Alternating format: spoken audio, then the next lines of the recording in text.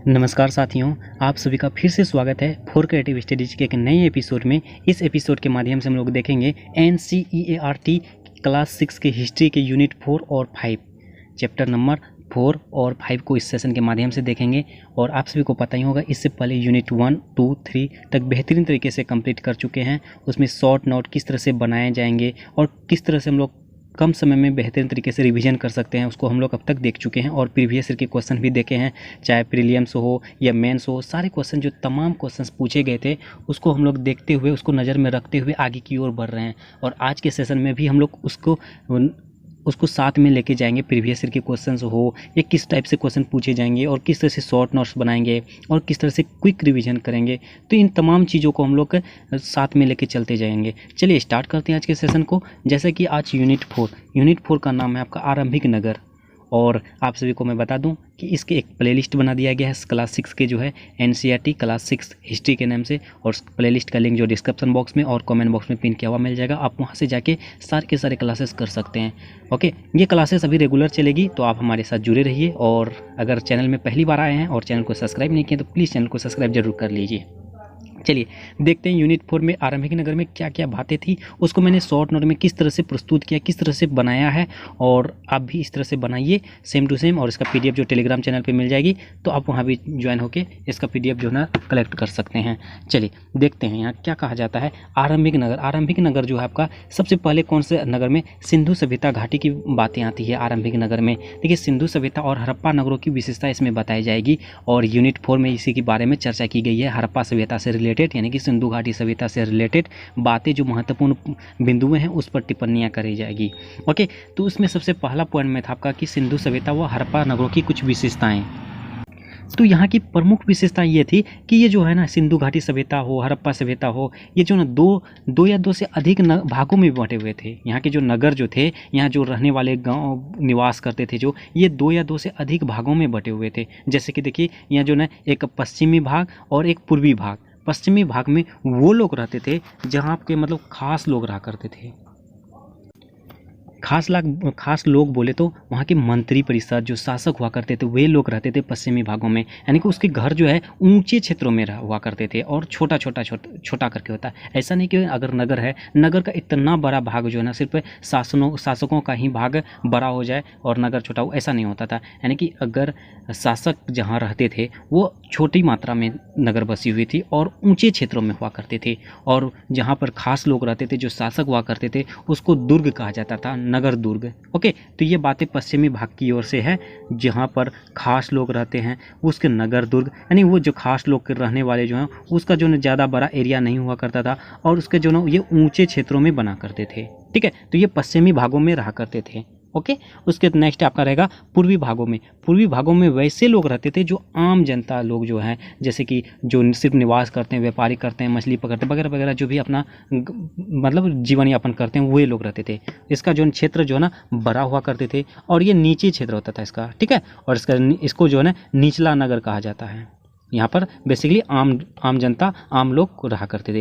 मतलब समझ गए आप। पूर्वी भागों में जो ना यहाँ के क्षेत्र जो ना छोटा हुआ करते थे, एरिया जो छोटा होती, उसके बाद ये ऊंचे क्षेत्रों में बना करते थे और इसको जो नगर दुर्ग कहा जाता है। और यहाँ खास लोग हुआ करते थे, जैसे शासक, मंत्री, ये सब लोग। ओके, उसके बाद पूर्वी भागों में जहाँ इसका एरिया जो है बहुत बड़ा हुआ करते थे, यानी कि ये जो खास लोगों की अपेक्षा जो है निचले जो क्षेत्रों में रहा करते थे, उसकी एरिया बड़ा होती थी। और उसके बाद इसका जो है ना जैसे कि आपको खास लोगों के बारे में नगर दुर्ग कहा जाता था, उसी तरह से जो नीचे क्षेत्रों में जो आम लोग रहते थे उसको निचला नगर कहा जाता था। ठीक है, यहाँ पे बेसिकली आम लोग रहते थे।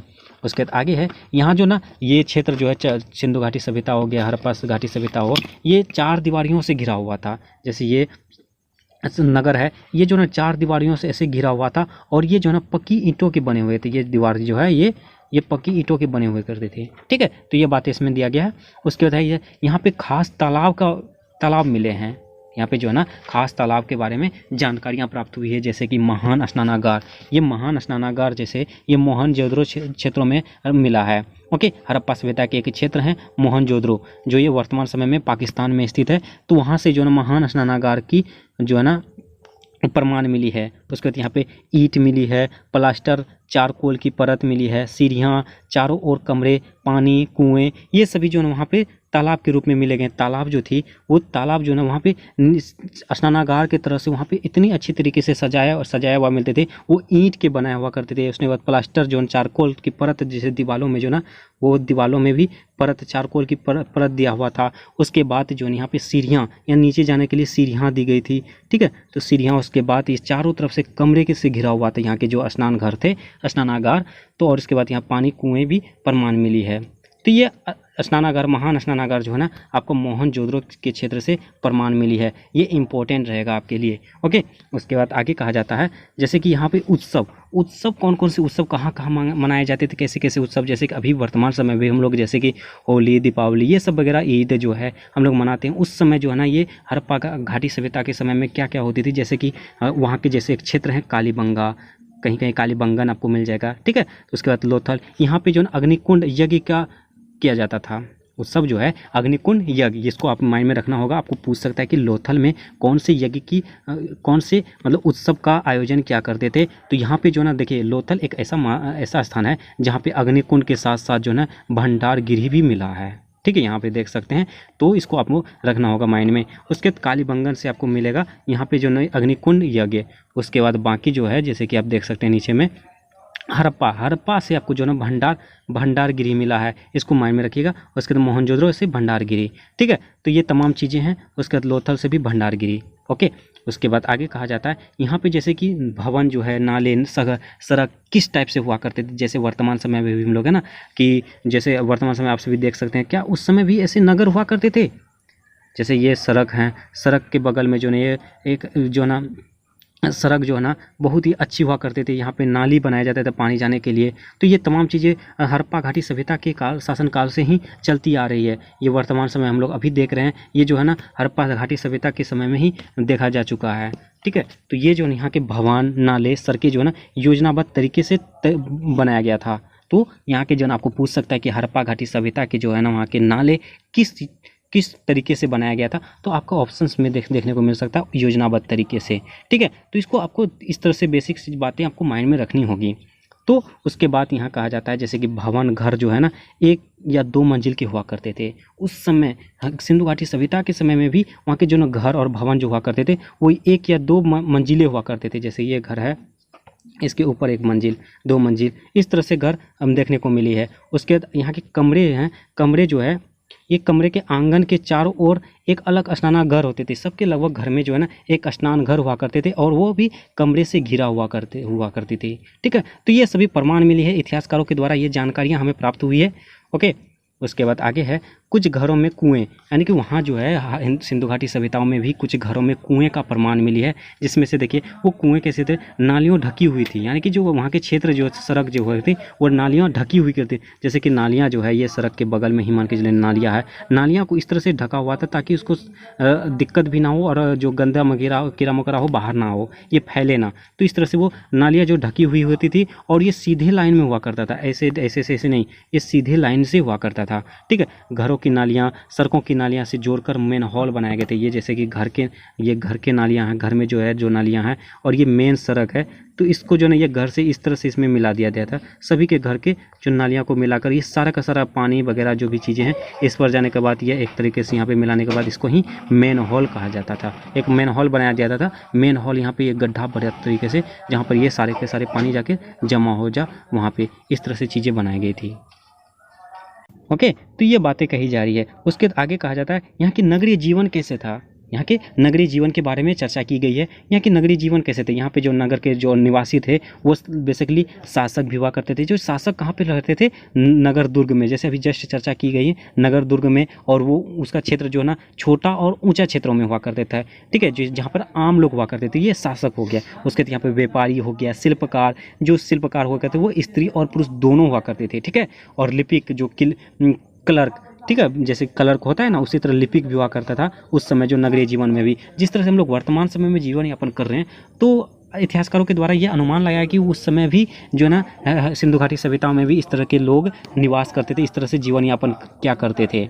तो ये बातें हैं। उसके यहाँ से जो ना यहाँ के सोना मिला है, चांदी मिला है, गहने और बर्तन, ये सभी तमाम चीज़ें जो ना उस समय भी देखने को मिला है। ये सभी प्रमाण इतिहासकारों के द्वारा ढूंढी गई है। अलग अलग क्षेत्रों में, अलग अलग एरियाओं में अलग अलग तरीके से वहाँ पर प्रमाण मिले हैं। जैसे कि आगे है पत्थर, शंख, तांबा, कांसा, सोना, चांदी, धातुओं का प्रयोग, ये सभी धातु जो है ना वहाँ प्रयोग पहले भी कर चुके हैं। जैसे कि देखिए पत्थर बेसिकली वो जो मोहरे के तरीके से वो उपयोग करते होंगे, ये अनुमान लगाया गया है। उसके तांबा और कांसा का बेसिकली औजार और हथियार के रूप में इस्तेमाल करते होंगे, ये सभी इतिहासकार के द्वारा अनुमान लगाया गया है।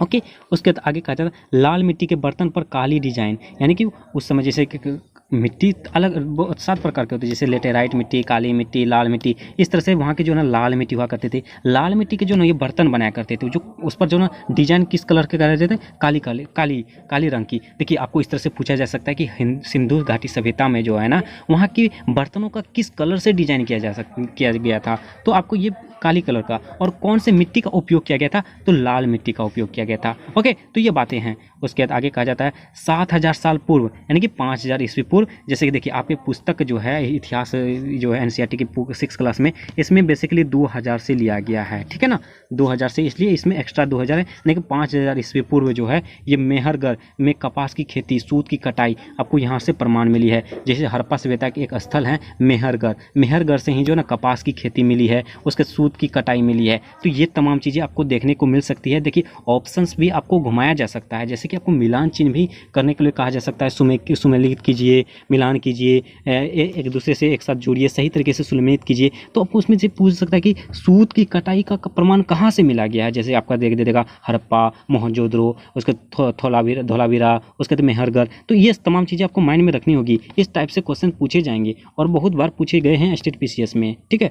उसके बाद आगे है जैसे कि हड़प्पा सभ्यता की कुछ महत्वपूर्ण बातें हैं, जिसमें जैसे कुछ धातुओं के बारे में कहाँ से आयात निर्यात करते थे, इसके बारे में बताया जा रहा है। जैसे कि धातु और खनिज की आयात कहाँ से करते थे ये हड़प्पा सभ्यता के निवासी। जैसे तांबा हो गया, तांबा जो है बेसिकली राजस्थान और ओमान से जो है आयात करते थे, राजस्थान और ओमान से। इसको आप माइंड में रख लीजिएगा, इसको जरूर आपको बार बार रिवीजन कीजिएगा, ये इंपॉर्टेंट रहेगा आपको, ठीक है ना। तो इसमें जैसे कि आपका जैसे तांबा के बारे में, आपका तांबा के सामने में जो ना ईरान दे देगा, उसके बाद टीन के सामने में जो राजस्थान दे देगा, सोना के चमे गुजरात, उसके बाद बहुमूल्य पत्थर। इस तरह से आपको उल्टा पुल्टा कर सकता है और पूछा जा सकता है, ये पूछा गया है, ठीक है।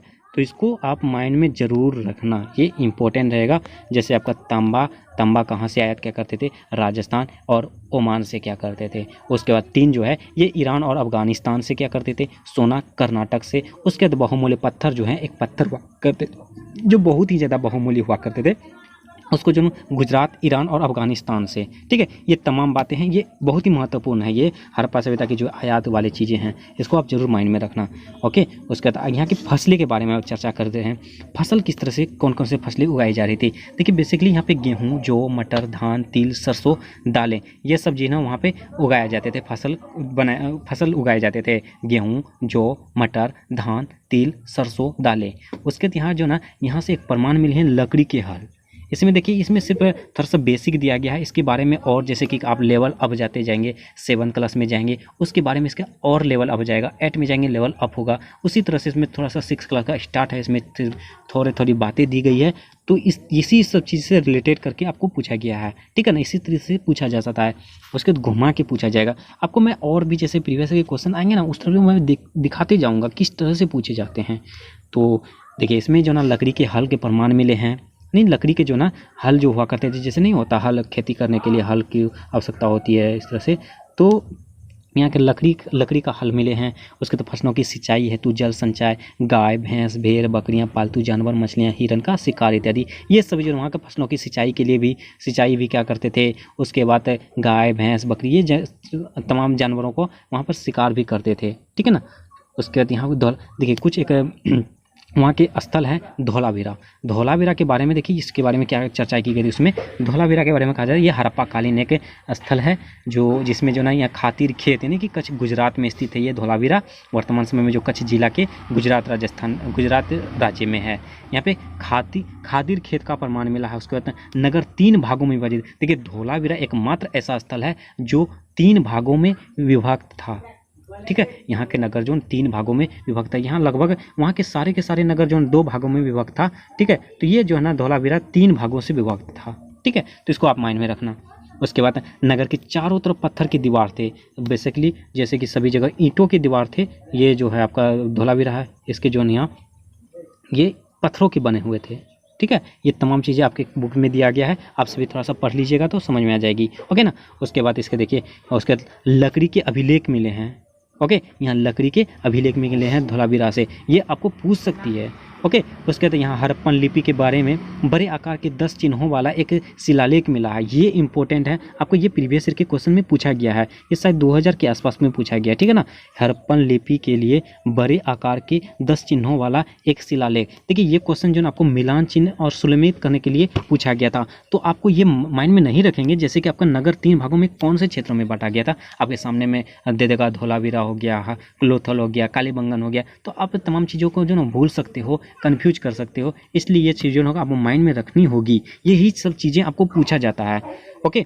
तो इसको देखिए, देख लीजिएगा और एक बार फिर से, ठीक है। फिर मैं बता दे रहा हूँ, यहाँ से खादिर खेत यानी कि कच्छ जो गुजरात में स्थित है वहाँ इस मिले हैं। उसके बाद ये नगर जो 3 भागों में विभक्त हैं और इसके चारों तरफ पत्थर की दीवार बनाए थे, ठीक है। लकड़ी के अभिलेख मिले हैं और हड़प्पन लिपि के बड़े आकार के 10 चिन्हों वाला एक शिलालेख मिला है। उसके बाद नेक्स्ट आपका है लोथल। लोथल जो है साबरमती की उपनदी है, एक साबरमती एक नदी है, उससे उपनदी है, इसका एक छोटा नदी है, ठीक है ना। उसके बाद यहाँ बंदरगाह, नगर, पत्थर, शंख, कीमती धातुओं से बनी चीज़ों का महत्वपूर्ण केंद्र। ये लोथल जो है वर्तमान समय में गुजरात में है। तो ये यहाँ पर भी जैसे साबरमती को नदी है, उसके बाद बंदरगाह, नगर है, पत्थर है, शंख है, कीमती धातुओं से बनी ये चीज़ें यहाँ पर महत्वपूर्ण केंद्र के तरीके से मिला है। आप सभी यहाँ देख सकते हैं मानचित्र के माध्यम से यहाँ कौन कौन से तमाम स्थल कहाँ कहाँ पर स्थित है, तो इसको आप मैप जरूर आपका माइंड में रहना चाहिए, ठीक है। उसके बाद चलिए आगे है आपका, जैसे यूनिट 4 में इतनी बातें थी, इतनी बातें तमाम चीज बिंदुओं पर चर्चा की गई थी। उसके बाद अपना नेक्स्ट टॉपिक रहेगा आपका यूनिट 5 लेसन नंबर 5, क्या बताती है हमें किताबें और कब्र। इसके बारे में हम लोग देखते हैं अब क्या कहते थे वहाँ उस समय जो किताब और कब्र के बारे में बताता है इतिहासकार। देखिए इसमें जो ना आपका वेद से रिलेटेड है, ओके, वेद से रिलेटेड है। और हम लोग वेद जो ना बेसिकली 4 प्रकार के होते हैं, ऋग्वेद, सामवेद, यजुर्वेद, अथर्ववेद। मैं फिर से बता दे रहा हूँ, इसमें आपका 6th क्लास में सिर्फ बेसिक दिया हुआ है और बेसिक से ही कितना स्ट्रॉन्ग और कितना अच्छी तरीके से सवाल पूछे गए हैं मैं वो बताने की प्रयास कर रहा हूँ। इसमें सिर्फ थोड़ा बेसिक दिया गया और डिटेल से धीरे धीरे, और जैसे 7th क्लास में भी अच्छी तरीके से इसका हाई लेवल करके दिया है, फिर 8 में दिया है, तो इस तरह से इसका लेवल अप करते गया है, ठीक है ना। तो हम लोग एक तरफ से सब कुछ डिटेल से जानेंगे। अभी जितना दिया गया है उसको हम लोग सफिशिएंट तरीके से पढ़ेंगे, उसके बाद आगे चलते चलेंगे। जैसे कि आप देखिए वेद 4 प्रकार के होते हैं, ऋग्वेद, सामवेद, यजुर्वेद, अथर्ववेद। ये वेद से रिलेटेड लगभग कभी हर ईयर में कम से कम क्वेश्चन देखने को मिल जाती है, तो इसको जरूर आपको माइंड में रखना होगा। ऋग्वेद क्या कहता है, सामवेद क्या कहता है, यजुर्वेद क्या कहता है, अथर्ववेद क्या कहता है, ये जो हम लोग का नेक्स्ट सेशन में जो ना नेक्स्ट जब भी चर्चा आएगी उसके बारे में डिटेल से बढ़ती जाएंगे, ठीक है। उसके बाद चलिए इसमें देखिए वेद, ऋग्वेद में कहा जाता है यहाँ की जो ना भाषा जो थी प्राग संस्कृति थी, ठीक है। यहाँ की भाषा जो है प्राग संस्कृति थी, ओके।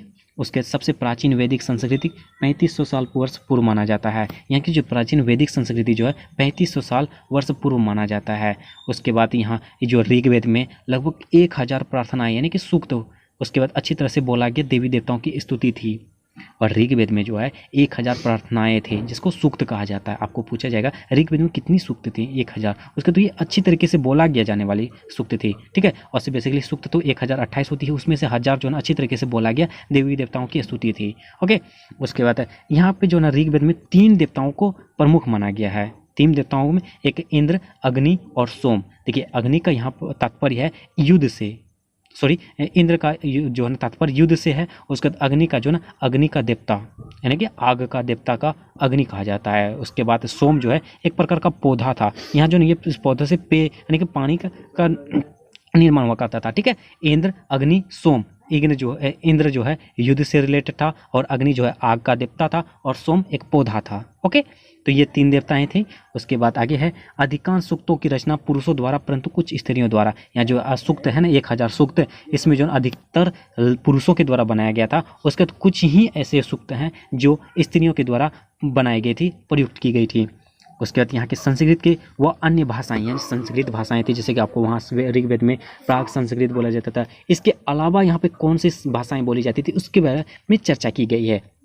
तो हम लोग देखते हैं इसमें संस्कृत व अन्य भाषाएं। जैसे संस्कृत भाषाएं जो है ये भारत और यूरोपीय भाषा परिवार है।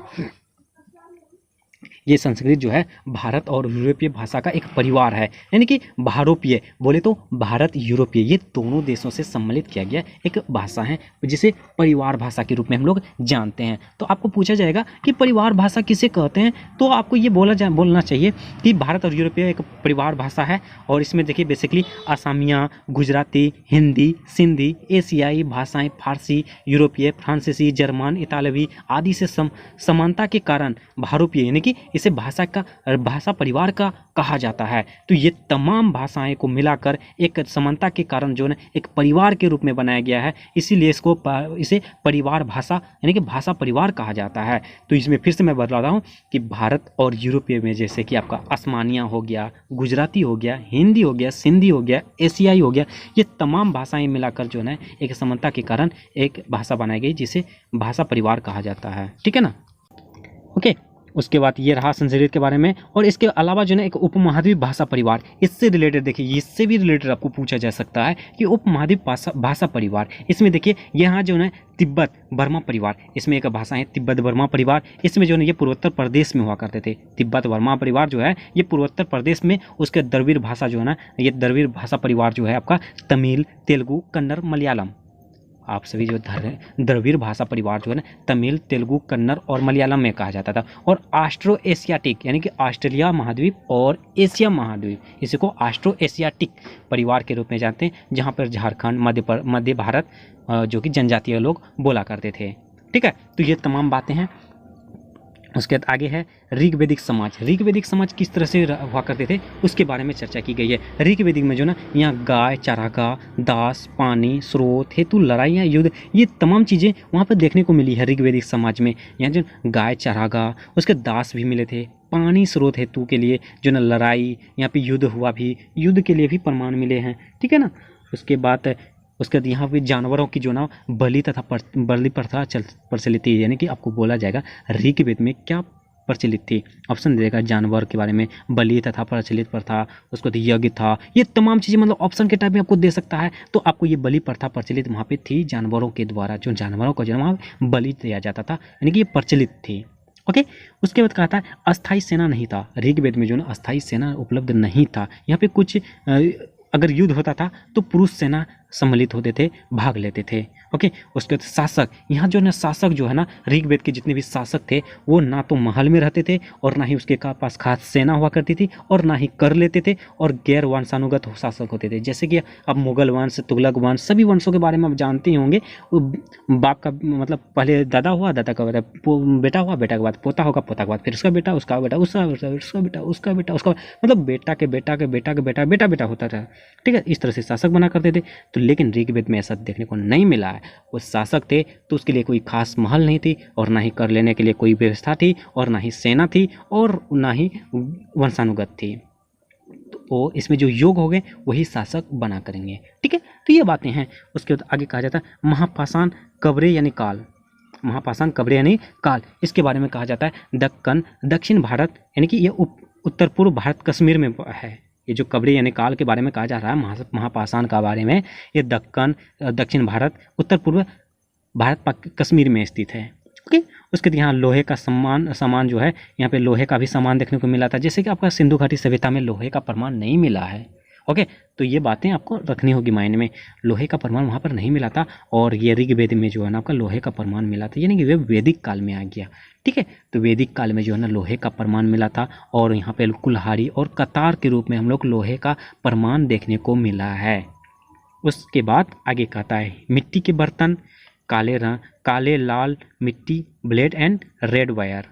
तो ये बातें हैं, काले लाल मिट्टी मिले थे। ओके, उसका घोड़े के कंकाल मिले थे, उसके सोने के गहने मिले थे, ये ऋग्वेदिक काल में ये सभी तमाम प्रमाण मिले थे हमें। ओके, तो ये बातें हैं। उसके बाद यूनिट 5 में भी ये तमाम बिंदुओं जो महत्वपूर्ण बिंदुएं थी इस पे हम लोग चर्चा कर चुके हैं और यूनिट 4 में भी चर्चा कर चुके हैं। इस तरह से हम लोग यूनिट 4 और 5 को कंप्लीट कर चुके हैं।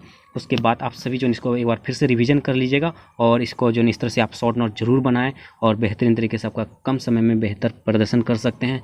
और हमारे चैनल के साथ जरूर जो है जुड़े रहें और बहुत ही जल्द और भी टॉपिक्स लाने का प्रयास करूँगा। आप सभी हमारे साथ जुड़े रहिए। ओके, अगर चैनल में पहली बार आए हुए हैं तो प्लीज़ एक बार चैनल को सब्सक्राइब कर दीजिएगा और बेल आइकन को जरूर हिट कीजिएगा और एक ही बार, ज़्यादा नहीं, एक ही बार लाइक कीजिएगा। हर वीडियो में एक ही बार लाइक कीजिएगा और एक छोटा सा प्यारा सा नन्हा सा कमेंट कर दीजिए। उसके बाद अपने दोस्तों को भी शेयर कर दीजिए। ठीक है, चलिए मिलते हैं नेक्स्ट सेशन में, तब तक के लिए थैंक यू।